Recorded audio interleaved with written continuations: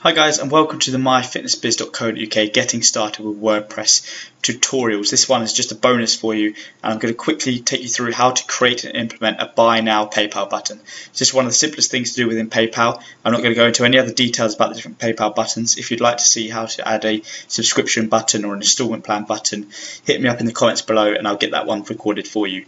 But a lot of fitness professionals ask me, how do I implement a new Buy Now PayPal button into my WordPress website so that I can allow clients or customers to be able to buy my product there and then on my website without getting in touch with me.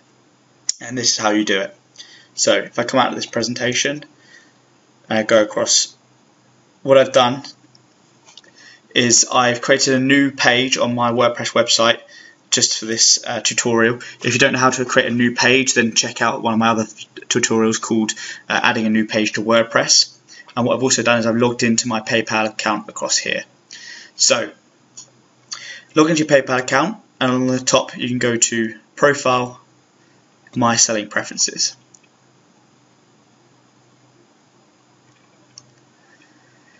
See, scroll down on the left hand side, you can see PayPal buttons and Manage My Payment buttons. I've got Update because I've already had other PayPal buttons within my website, but a lot of you may say Get Started or Create a Button here. Click Update. Okay, now what you'll see here is all of the buttons, all the saved buttons that you have on your website. Now what I'll show you later is how to save the button, but this is quite useful because what I could do is I could actually click here and edit button within the PayPal dashboard and it will update on my website automatically. But for now I'm going to show you how to create a new button. So on the right hand side, create new button. Now you've got to go through this three-step process that PayPal gives you. But literally I'm going to just take you through the very basic steps of how to create a Buy Now button. So here you choose the button type. This example we want Buy Now. You enter the item name here, so I'll call this Buy Now Test button. The item ID if you want to track profit and loss or inventory, but I'm not going to do that in this episode. Put the price, so I'll put in £50 here. So without the pound sign because it won't work, so you need to keep it just the digits itself, the numbers. Scroll down and you can customize the button with different price options with a drop down menu. Just check out the examples along here if that's something that you want to be able to do. Next, have a look at the specific amount for the postage. So if you're selling a DVD or anything that you need to post out, then you can add an extra postage amount in here. But I'm not going to. Actually, I will do for this example just so you can see it adds the payment, so I'll just say £2. Come out here. I want to use my merchant account ID, so nobody can see my email address, although you guys can here, but nobody can see my email address within the payment section of the checkout of the PayPal. In step 2, you can select here Save Button at PayPal. Like I said earlier, that's what you want to leave that checked on.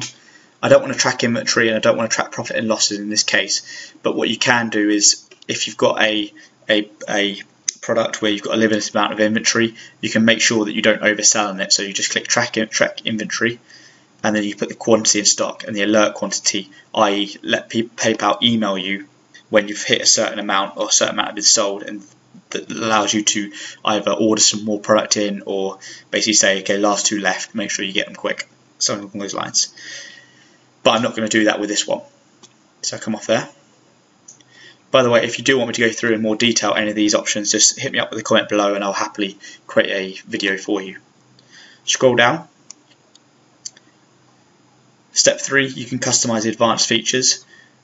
So you can select whether or not you want customers to be able to change the order quantity. So yes, I'm going to allow them just so I can show you what that does. Whether or not they can add special instructions to you when they're going through the payment section. Whether or not you need your customer's postal address. If you're posting it out, if it's a digital product or something along those lines, then you click no. How to take the customers to this URL when they cancel the checkout. So if people end up bulking from the PayPal section, what you can do is you can click here and put in a URL here, which is quite clever really. If you know someone's bulked and you put together a page saying, oh, have you changed your mind, this is why you shouldn't, and then go through the features again and then put the PayPal button again at the bottom. That can be really effective in stopping people from getting to that point thinking or backing out and then making sure they go through with the purchase. You can also take customers to the URL when they finish checkout. So this is normally like a thank you page or a next step page or even a download page for digital product, and you can put this link in here and it takes them through to that download page. I wouldn't recommend that always because it's not going to be protected, and I'll show you how to do that in a different video of how to link it up to make sure they get something like that. But you can just put in a thank you page here, just saying thank you for the product, or what you can do is upsell them to another product on that page, which a lot of people will do. And the advanced variables you just leave out for this example. I've only ever used advanced variables when I'm linking it to other plugins or sort of wishlist member sites, that kind of thing, but I'm not going to go through that, so leave that blank. Next up, just go down to the bottom and create button. Scroll down and what you'll see is two tabs here, website and email. So if you want to import into the website, which we're going to do here, then click select code, and that highlights all the HTML code here. Right click, copy, and what we want to do is go over to the page that we want to implement it to. So I've got that in a new tab up here, and I'm in the WordPress dashboard here, so I want to go across to the text tab here because I'm adding HTML coding. So whenever we're adding HTML code, it's always a good idea to go over to the text tab. So click that, make sure I'm in the sort of editor, right click, press paste. So a lot of the time this will have text up here, so you scroll down to the area that you want it to and make sure that it's sort of in its own section and paste it in there. Click update because we always want to update to make sure our changes take effect.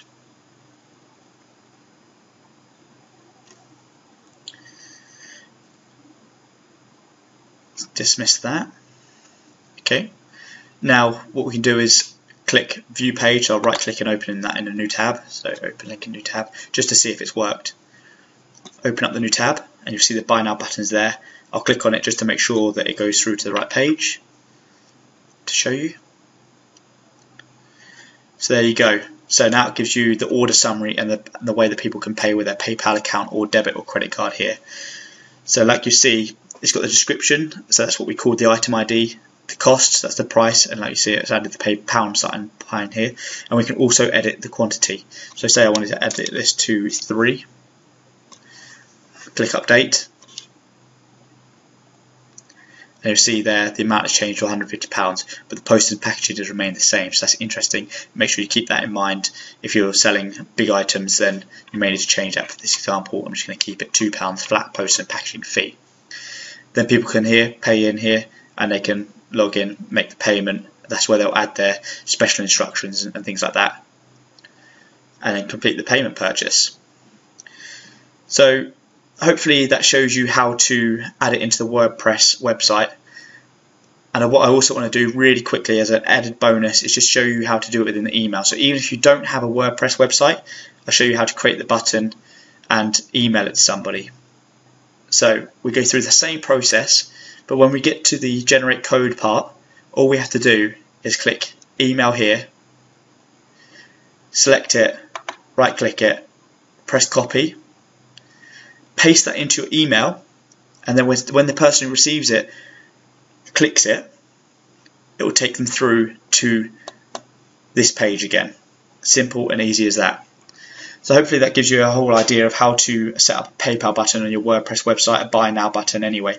If you've got any more questions, feel free to comment below or share or sort of email me at liamtrump@gmail.com. And until next time, thank you.